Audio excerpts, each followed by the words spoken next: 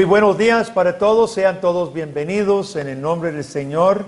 También los que nos acompañan a través de la grabación, el Señor les bendiga ricamente. Esta es la Iglesia Presbiteriana Reformada Pacto de Gracia en San José, Costa Rica. Hoy continuamos nuestra serie sobre el libro de Hechos. Nos toca Hechos capítulo 6. Esta es una secuencia. Si no ha escuchado los mensajes anteriores, les animo a buscar la grabación porque vamos en secuencia y hoy se va a referir también a algunas cosas anteriores, como en casi todos los mensajes. Hoy vamos a leer Hechos 6 del 1 al 11. Acuérdese que la iglesia había crecido, la iglesia en Jerusalén se multiplicó mucho, hubo problemas con los líderes judíos, muchos se reunían en casas porque no tenían dónde reunirse. Ya a estas alturas eran miles de cristianos en Jerusalén. Y damos lectura a Hechos 6, 1 al 11. Dice así la palabra de Dios. En aquellos días, como creciera el número de los discípulos, hubo murmuración de los griegos contra los hebreos de que las viudas de aquellos eran desatendidas en la distribución diaria. Entonces los 12 convocaron a la multitud de los discípulos y dijeron: no es justo que nosotros dejemos la palabra de Dios para servir a las mesas. Buscad pues, hermanos, de entre vosotros a 7 varones de buen testimonio, llenos del Espíritu Santo y de sabiduría, a quienes encarguemos de este trabajo. Y nosotros persistiremos en la oración y en el ministerio de la palabra. Agradó la propuesta a toda la multitud y eligieron a Esteban, varón lleno de fe y del Espíritu Santo, a Felipe, a Prócoro, a Nicanor, a Timón, a Parmenas y a Nicolás, prosélito de Antioquía, a los cuales presentaron ante los apóstoles, quienes, orando, les impusieron las manos. Y crecía la palabra del Señor, y el número de los discípulos se multiplicaba grandemente en Jerusalén. Ojo la relación entre el nombramiento de estos siervos y lo que pasa en versículo 7. Crecía más. Y el número de los discípulos se multiplicaba grandemente. También muchos de los sacerdotes obedecían a la fe.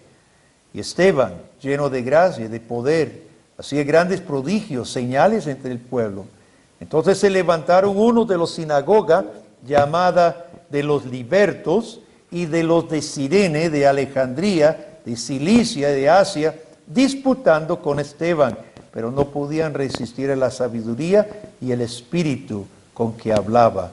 Entonces sobornaron a unos para que dijese que le había oído hablar palabras blasfemas contra Moisés y contra Dios. Y Dios primero, el próximo domingo terminaremos todo lo que pasa con Esteban. Le animo a que lea el capítulo 6 y 7, por favor. 6 termina aquí. Lea, por favor, capítulo 7 para prepararse para el sermón del próximo domingo. Podemos entender un poquito cómo era la iglesia en Jerusalén, hermanos. Cuando los judíos volvieron de la dispersión, poco a poco, venían de muchos lugares en donde se habían criado: Persia, África, Etiopía, Asia Menor, Grecia. Y ellos volvieron a Palestina con su propia cultura. Es más, muchos hablaban griego, posiblemente ni hebreo hablaban, o arameo, ni siquiera hablaban. Tenían sus propias sinagogas, como que leemos aquí en versículo 9. La sinagoga de los libertos, de esta gente que eran de afuera, seguramente hablaban griego. La iglesia cristiana se componía, era compuesta de estas personas, una mezcla. Algunos judíos de Palestina que hablaban arameo, su cultura era más judía, y otros judíos de la dispersión que habían venido y su cultura era diversa, era cultura griega, hablaban griego. Entonces la iglesia en Jerusalén era una mezcla de culturas, inclusive de idiomas.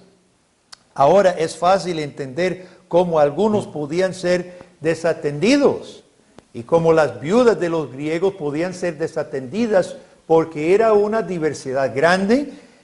Aparentemente, como Bernabé había vendido su propiedad, aparentemente a los necesitados había una despensa, había una distribución entre ellos atendiendo sus necesidades, pero las viudas de los griegos estaban siendo desatendidas. Ahora, hay un clamor y una queja. Llegan los griegos, los de cultura griega, a los apóstoles y hacen una queja. Pero este clamor es hermoso, hermano. ¿Sabe que esta queja es algo lindo? ¿Por qué? Porque nos muestra la esencia del Evangelio.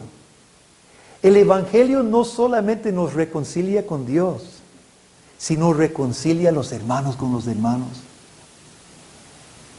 Usted no reclama amor en la calle. Yo creo que ninguna mujer cruzando la calle en San José va a decir a un extraño: "Hey, hace una semana no me abraza". La volverían a ver como loca, ¿verdad? O un hombre a una mujer: "Hey, ni me saluda, tiene una semana de no saludarme". Pero en la casa es totalmente legítimo que la esposa le diga a su mujer: "Hace una semana ni siquiera me abraza". O el esposo le diga: "Dave, soy mantequilla, o que no me salude". Es legítimo reclamar a nuestro marido y nuestra esposa porque la esencia del matrimonio es esa: apoyo, amor, mutuo, afecto, cariño. Con los extraños no lo esperamos, sería una cosa rara, pero entre familia es correcto y legítimo. Y así en la iglesia, hermano, era correcto que las viudas fueran atendidas por los hermanos. Esto reluce, hace relucir la esencia del Evangelio, este clamor, porque el Evangelio nos reconcilia con Dios y también nos reconcilia hermanos con hermanos. Ahora, también vemos en este pasaje que el Evangelio produce una iglesia con diversidad de personas por medio de una diversidad de dones, sirviéndonos unos a otros. El plan de Dios es una iglesia diversa y la orden de Dios es que las personas diversas utilicen dones diversos. Este mismo Pedro, que era uno de los apóstoles atendiendo el problema, este mismo Pedro luego escribió en su primera carta, capítulo 4, versículo 10, cada uno según el don que ha recibido, sirva a los demás, como buen administrador de la multiforme gracia de Dios. La multiforme gracia de Dios. Claro, vea cuántos aquí estamos diferentes, diversos. Colores diferentes, color de pelo diferente, color de ojos diferente, personalidades diferentes, habla diferente. Vea la diversidad que hemos aquí. La multiforme gracia de Dios viene en mucho color y muchas formas, pero es un mismo evangelio. El plan de Dios es recoger a muchos diversos en una sola iglesia a través del empleo de muchos dones diferentes en muchas personas diferentes. Como dijimos, el Evangelio nos reconcilia con Dios y reconcilia pecadores con pecadores. Es un solo Evangelio y no se pueden separar estas facetas, aunque se puede distinguir. Reconciliación con Dios no es lo mismo que reconciliación de pecador con pecador. No es la misma cosa, se distingue, pero no se pueden separar. No se pueden separar. ¿Qué es la tendencia liberal, de la teología liberal? Hacer un evangelio solo horizontal, a expensas del evangelio vertical. La teología de la liberación cae en la misma trampa, pero hay corrientes entre la iglesia evangélica de hacer lo otro, de solo hablar de reconciliación con Dios y olvidar la reconciliación con el hermano, el servicio al prójimo. Simplemente predican salvarse el alma para irse en el rapto, nada más. Ese escapismo que conocemos en nuestro entorno. Entonces, hermanos, el evangelio es un solo evangelio. Tiene dos facetas: reconciliación con el Señor y reconciliación unos con otros. Y estas dos facetas del evangelio son cumplidos por servidores. Y esa es la clave en este pasaje. Versículo 2 dice los apóstoles: no es justo que dejemos la palabra de Dios para servir a las viudas. Ellos tenían una encomienda del Señor que era predicación de la palabra de Dios. Pero el punto es servir a las viudas. Entonces los apóstoles afirman a la iglesia que ellos no debían desviarse de su encomienda. Sus dones y su llamado era la predicación del evangelio para reconciliar a las personas con Dios. En versículo 4 lo dicen: nosotros persistiremos en la oración y el ministerio de la palabra. Es desafortunada la traducción de la Reina Valera, casi siempre usa ministerio cuando el término es servir. Es servir la palabra. Los apóstoles estaban sirviendo la palabra de Dios. Ellos eran servidores de la palabra de Dios. Ellos servían a las personas con la palabra de Dios. Los que van a ser nombrados iban a servir a las viudas con sus necesidades físicas. Pero el punto aquí, para los que están llevando griego o van a llevar griego, los términos son los mismos: diakonein, diakonao y diaconía. Es servicio, servidor, ¿verdad? Y el punto aquí es servicio. Unos van a servir a las griegas, otros van a servir a los que desconocen el evangelio, pero son servidores. Usted sabe que la esencia del evangelio, en su fondo, hermano, la esencia del evangelio es servicio. ¿Qué hizo Jesucristo? Estando en forma de igualdad a Dios, estando igual a Dios, en forma de Dios, no estimó el ser igual a Dios como cosa que aferrarse, sino que se despojó a sí mismo, tomando ¿qué? Forma de siervo. La esencia del evangelio, hermano, es acerca del Hijo de Dios, que siendo Dios, estando con su Padre en el cielo, tomó la forma de siervo. Y no solamente eso, sino que se humilló hasta morir en la cruz por usted y por mí.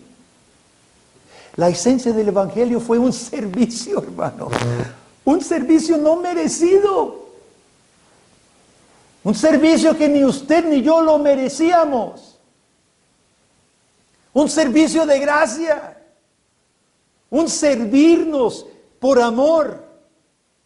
La esencia del evangelio es: el justo fue hecho pecado para que nosotros fuésemos hecho justicia de Dios en él. Los apóstoles aquí están simplemente reflejando y desarrollando lo que su maestro les había dicho.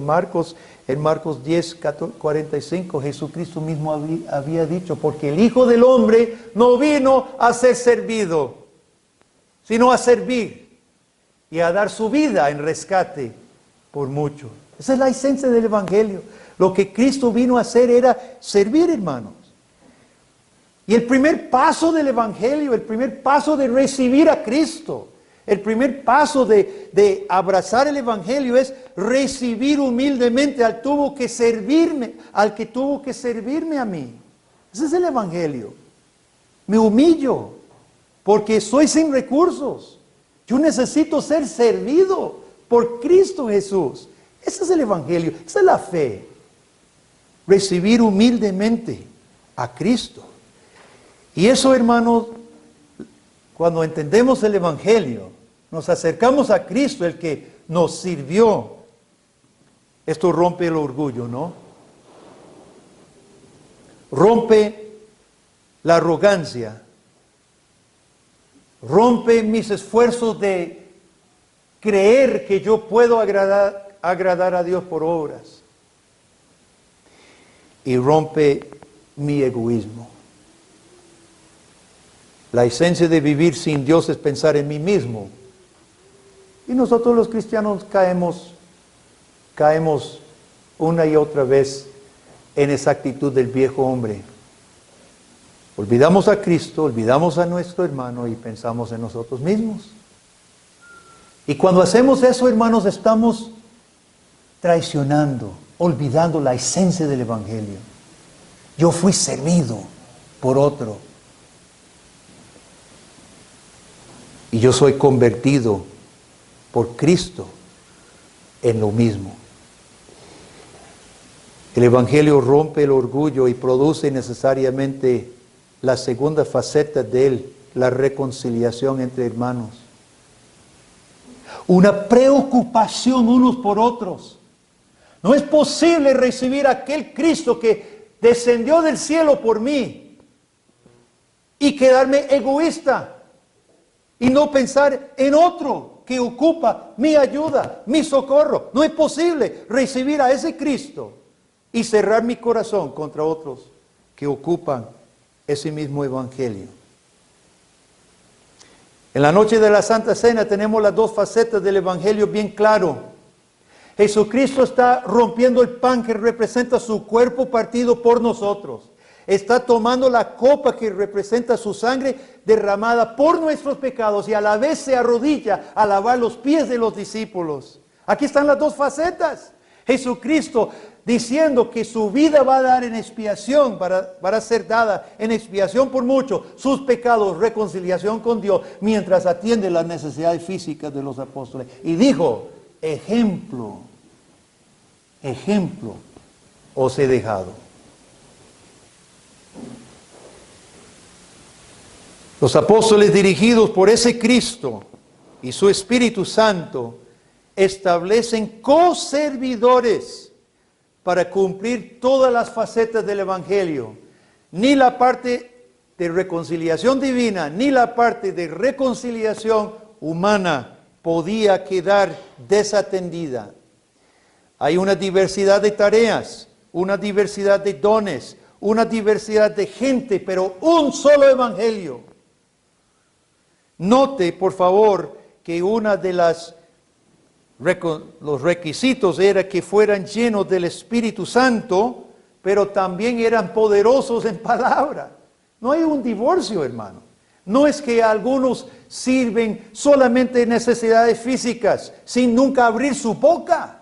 Estos 7 servidores de mesas fueron tremendos también predicadores, por decirlo así, o servidores de sus hermanos en todo sentido. No hay un divorcio entre palabra y hecho, simplemente distinción de tareas.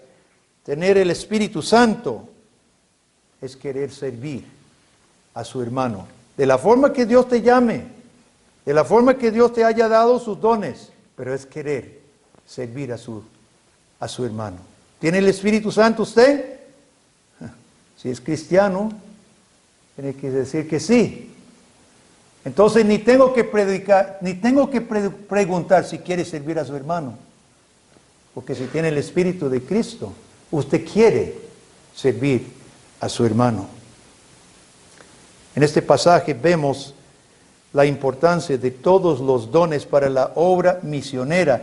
Nosotros notamos versículo 7, cuando eran encargados estos 7 servidores y la iglesia ya estaba completa con la palabra predicada por los apóstoles y con las hermanas atendidas por estos servidores. Entonces dice que crecía más, no cabían en Jerusalén, hasta sacerdotes estaban convirtiéndose en el evangelio porque veían un testimonio integral, un testimonio completo. Ellos veían a Cristo Jesús, el Cristo completo que se preocupaba tanto por el alma como por el cuerpo. Veían a Cristo Jesús en esa iglesia en Jerusalén.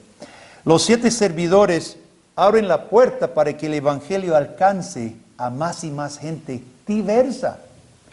Esteban, que es el primer mencionado, estaba en la sinagoga de habla griega, luchando con los libertos que eran de otras partes del mundo romano, ¿verdad? Y su martirio causó la expulsión definitiva del templo y la expansión de la iglesia. Tuvieron que irse por persecución.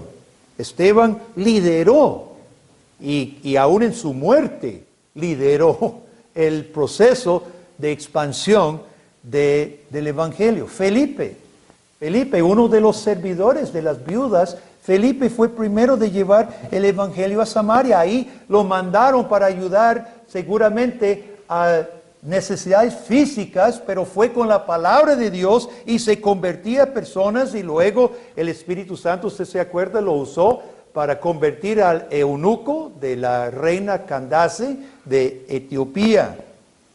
Nicolás, el último mencionado, fue un gentil convertido primero al judaísmo, por eso se le llama un prosélito. Él era un gentil, se convirtió al judaísmo y ahora al cristianismo. Él llega a ser, él proviene de Antioquía, y Antioquía, yo creo que no es casualidad, llega a ser la primera ciudad centro de misiones a los gentiles. No sé, no sabemos si Nicolás volvió a Antioquía, pero Antioquía llega a ser el primer centro de misiones hacia los gentiles de Asia Menor, y envían a Pablo. Todos estos servidores de mesas, pero tenía un testimonio formidable que fue clave en la expansión del evangelio y el crecimiento de la iglesia. Pero todo esto lo sabemos ahora. Cuando ellos fueron nombrados, hermanos, era como simplemente otro día en la vida de la iglesia. Había un problema, había un clamor de algunas hermanas. Entonces los apóstoles dijeron, bueno, necesitamos resolver esto. Llamen a personas, pongamos manos, oremos. Y Esteban y Felipe empezaron a trabajar. Ellos, en ese momento, simplemente se dedicaron a hacer su trabajo. No sabían que sus nombres iban a quedarse en las Sagradas Escrituras. Ellos no sabían eso. Ellos simplemente se pusieron a trabajar con sus dones, a servir a sus hermanos. Pocos sabían que Dios iba a registrar sus nombres en la santa palabra de Dios como ejemplo, como primeros de rellenar todas las facetas del evangelio. Qué lindo, hermano. Nosotros podemos ver un interesante paralelo con la asignación de Josué en el Antiguo Testamento. En la Septuaginta, que es la versión en griego, encontramos paralelos significativos. Lucas usa muy poco el término que encontramos en versículo 3, que en la Reina Valera dice buscad, es realmente escoja.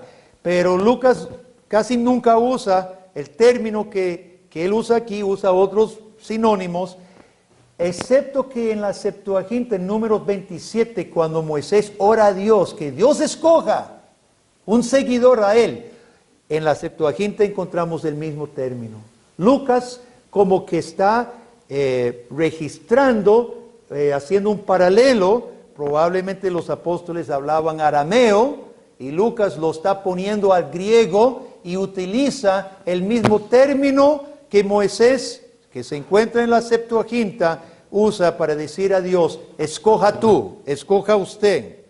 En segundo lugar, en Números 27 y 18, Moisés dice que, o Dios dice, escoja a Josué porque el Espíritu Santo está en él.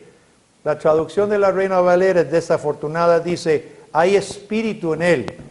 La Biblia de las Américas lo traduce mejor, porque está el espíritu mayúscula, es porque está el espíritu en él. Está hablando del Espíritu Santo, no está hablando de que hay vida en él, ¿verdad? Hay un espíritu de vida. Está hablando del Espíritu Santo. El requisito de Josué fue que tuviera el Espíritu Santo. Y en tercer lugar, Josué fue apartado para servicio cuando Moisés le impuso manos. Entonces encontramos esos tres elementos aquí. Escojan, busquen, que tengan el Espíritu Santo, y oraremos e impondremos manos sobre ellos. Y para los que conocían el Antiguo Testamento, estos paralelos, hermanos, señalaban la esperanza que estos 7 servidores liderarían, serían líderes de la iglesia para la consagración y la santificación de la iglesia. Israel tuvo que seguir a Josué a su tarea de conquistar Palestina. Ahora la iglesia debía seguir estos 7 líderes, compartiendo, bendiciéndose unos a otros para una nueva conquista, pero no con lanza y espada, sino con la espada de la palabra de Dios. Y de hecho fue así. Fueron conquistadas muchas almas para la gracia y el amor de Dios en Cristo, y la iglesia creció. Hay dones diferentes que Dios da porque hay una diversidad de necesidades. Los seres humanos somos tan diversos, hermanos, y nuestras situaciones son tan diferentes. Pero Dios en su sabiduría y su poder dota a la iglesia con los dones suficientes para atender todas. Hay diversidad de dones. ¿Por qué? Porque hay muchas necesidades diferentes. Y todo debe ser enfocado en la honra de Cristo y la edificación de su iglesia. Nada más como un paréntesis, hay un patrón establecido para la elección de futuros líderes en la iglesia. No creo que estos fueran realmente diáconos. Se toma como un anticipo al oficio de la diaconía. Eran medios diáconos, medios ancianos, ¿verdad? Pero se establece un patrón para la iglesia de que el pueblo debe reconocer el llamado de las personas. El pueblo debe. Los apóstoles no ejercieron, ellos no llegaron y dijeron, bueno, entonces, ¿con quién quiero trabajar yo?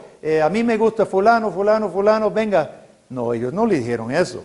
Ellos dijeron al pueblo, reconozcan ustedes quienes tienen el Espíritu Santo, quienes tienen un llamado, tráiganoslos. Luego ellos oran y imponen sus manos. Y eso ha sido la práctica de la iglesia hasta hoy en día. Se sigue haciendo. Pero más importante, hermano, hay un patrón establecido para toda la iglesia. El mundo es diverso. Dios llama a una diversidad de personas.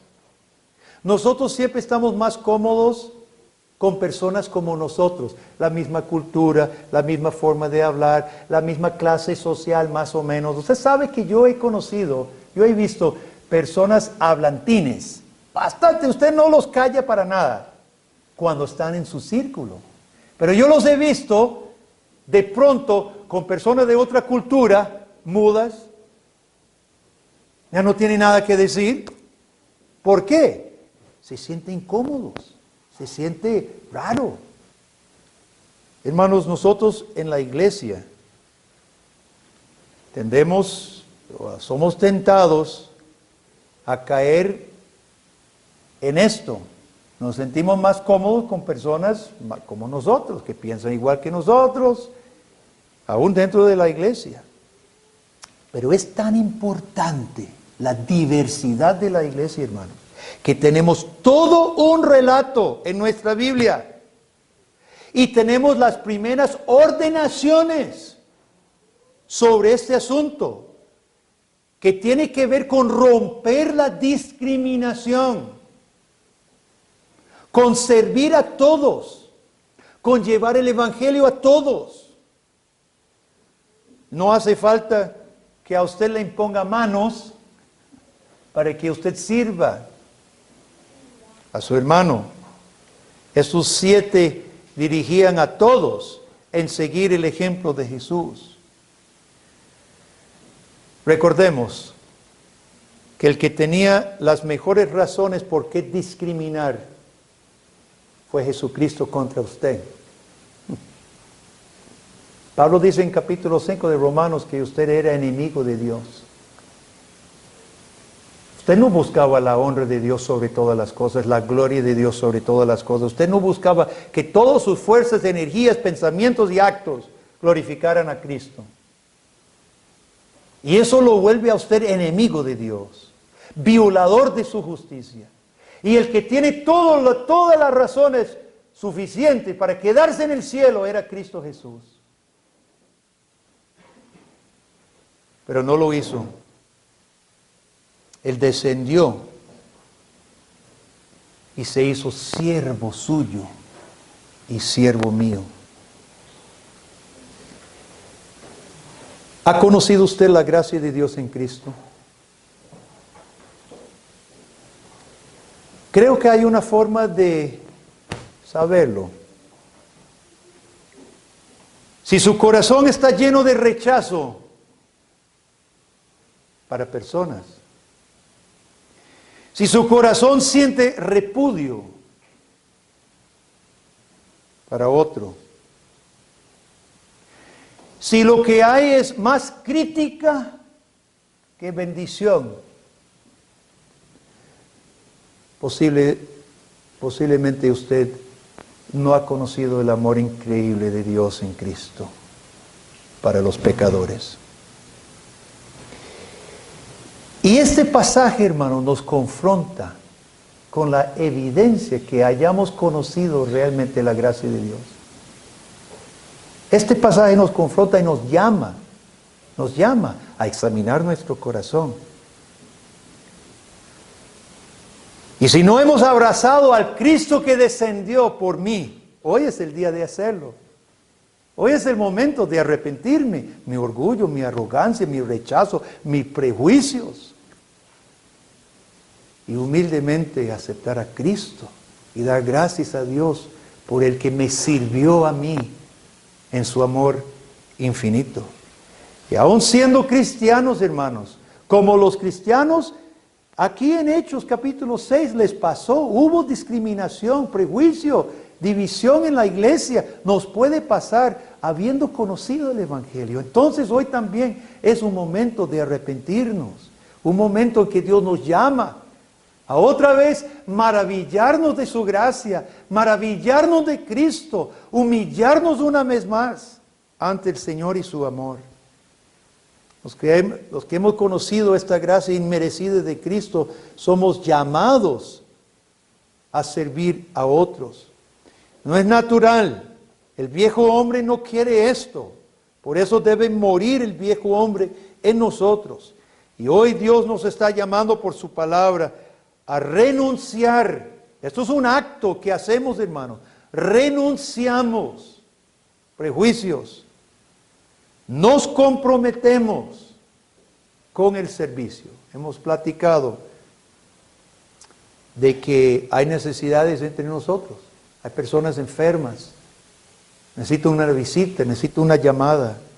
Ojalá Dios levante de nuestra iglesia muchos diáconos oficiales, pero no esperemos, hermanos, diáconos oficiales para que Dios nos use con nuestros dones, talentos, tiempo. Todos somos llamados a ser diáconos en el sentido de servidores. Practiquemos entre nosotros. Usted sabe que todo equipo de fútbol, todo coro, todo teatro ensaya primero.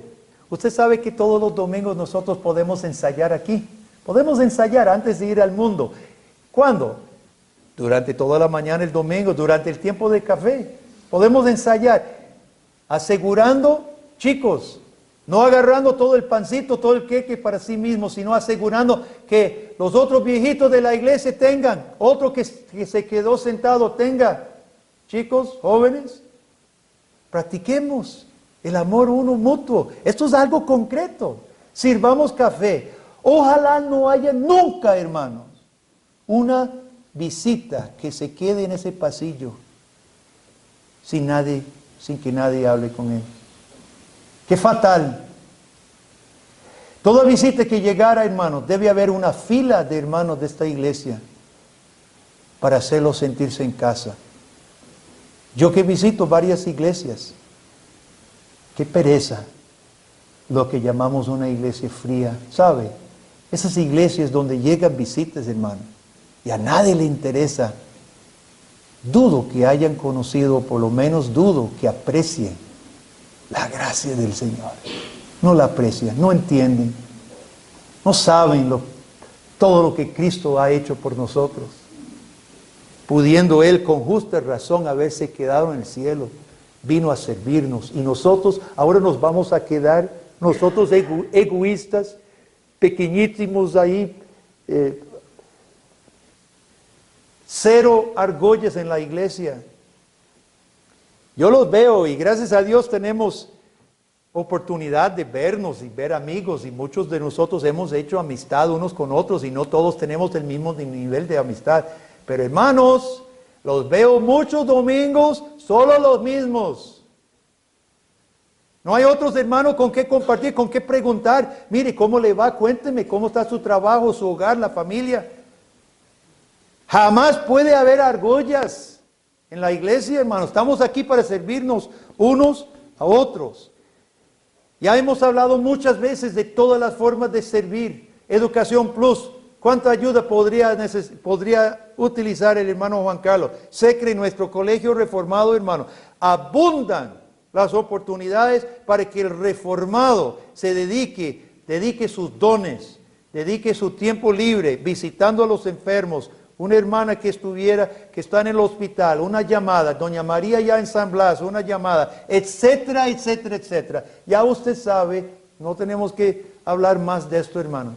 Tantísimas oportunidades de demostrar que usted entendió lo que hizo Jesucristo por usted. Hoy tenemos la palabra de Dios ante nosotros. Hoy tenemos un pasaje que nos llama a renunciar los perjuicios, los prejuicios, los egoísmos, el yo, el yo, para que nosotros mostremos que en nuestro corazón está la gracia del Hijo de Dios que nos sirvió a nosotros para que nosotros nos convirtiéramos en servidores, en diáconos todos. Una iglesia llena de diáconos a la voluntad de Dios. ¿Y sabe qué? Dice que el fruto de esa iglesia que atendió a esas hermanitas, unas viuditas, esa iglesia fue bendecida por Dios. Y dice que crecía tanto que no cabía en Jerusalén. Y hasta sacerdotes judíos, enemigos de la fe, se convertían a causa de ese testimonio. Que eso le plazca a Dios conceder a nosotros, hermanos, cuando nosotros nos amamos, cuando nosotros nos servimos, que sea así, que Dios pues utilice ese testimonio para su gloria y para el crecimiento de su pueblo. Vamos a orar, oremos. Padre, gracias te damos por tu palabra y gracias por este pasaje, este relato, Dios, donde la iglesia, reconociendo tu amor y tu gracia y el servicio de Cristo, se organiza, oh Dios, para que todas las facetas del Evangelio se practicaran y que las hermanas griegas estuvieran atendidas, oh Dios, pero aún más importante que Jesucristo fuera honrado, porque el amor tuyo permeó esa iglesia. Gracias, Señor, por tan profundo pasaje y todo lo que aprendemos acerca de la naturaleza del Evangelio y la naturaleza de nuestra vocación en este mundo. Gracias, Señor. En el nombre de Jesús. Amén.